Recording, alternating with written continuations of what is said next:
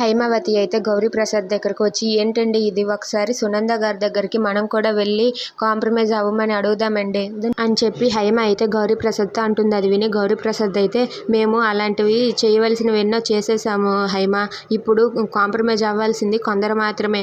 వాళ్ళని మేము ఒప్పించాలని ప్రయత్నించాం, కానీ వాళ్ళు ఒప్పుకోలేదు. జ్యోతికి వాళ్ళని అడగడం ఇష్టం లేదు. అయినా వాళ్ళకి ఇష్టం లేకపోతే జ్యోతి అడిగి ఏం ప్రయోజనం, మేము అడిగితేనే ఒప్పుకోలేదు అని చెప్పి అంటూ ఉంటాడు గౌరీప్రసాద్. అది విని హైమావతి అయితే, ఎవరండి వాళ్ళు ఎవరైనా సరే నాకు చెప్పండి, వాళ్ళ కాళ్ళ మీద పడి నేను అడుగుతాను అని చెప్పి హైమావతి అంటుంది.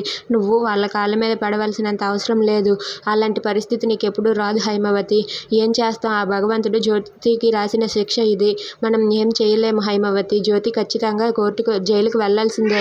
ఆ గౌరీప్రసాద్ గారి కోడలు కోర్టు మెట్లు ఎక్కవలసిందే అని చెప్పి అంటూ ఉంటాడు. అది విని జ్యోతి అయితే, అత్తయ్య గారు, మీరు నా గురించి ఎలాంటి బాధ పెట్టుకోకండి, మీరు నా గురించి బాధపడకండి. నాకు రాసిపెట్టి ఉంది, జరుగుతుంది అంతే. నేను ఖచ్చితంగా జైలుకు వెళ్ళి తీరుతాను, కోర్టు మెట్లు ఎక్కుతాను. నాకు శిక్ష పడాల్సిందే అత్తయ్య గారు అని చెప్పి జ్యోతి అయితే ఏడ్చుకుంటూ అక్కడి నుండి వెళ్ళిపోతుంది. అది విని సూర్య అయితే తన మనసులో ఇలా అనుకుంటాడు, అసలు విషయం అమ్మకు తెలియదు. అమ్మకు కానీ సునంద గారు పెట్టిన కండిషన్ గురించి తెలిస్తే ఏం చేస్తుందో, జీవనాన్ని ఏమైనా మార్చుతుందా అని చెప్పి సూర్య అయితే ఆలోచిస్తూ ఉంటాడు. అయినా సరే ఆ మాట చెప్దాం అనుకుంటే జ్యోతి అయితే సూర్యని చెప్పనివ్వకుండా తనతో పాటు తీసుకుని వెళ్ళిపోతుంది. ఇక హైమ మాత్రం జ్యోతి జైలుకు వెళ్తే నేను అస్సలు భరించలేనని చెప్పి బాధపడుతూ ఉంటుంది. Please subscribe our channel.